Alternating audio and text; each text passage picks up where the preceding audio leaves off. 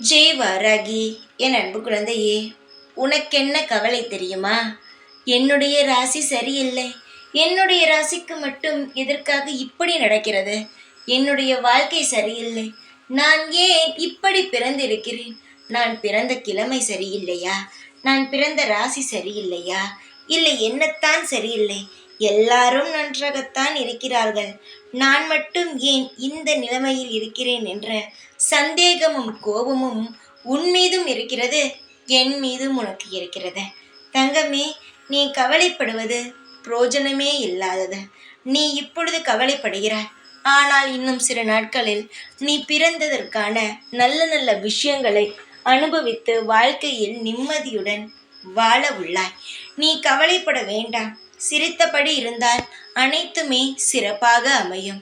நீ கவலைப்பட்டால் அனைத்துமே கவலையாக மட்டும்தான் அமையும். நீ என்ன செய்ய போகிறாய்? சிரித்தபடி வாழ்ந்து வா. உனக்காக என்ன வேண்டுமோ அதை நிச்சயமாகவே என்னுடைய அருளால் உனக்கு கிடைக்கும்.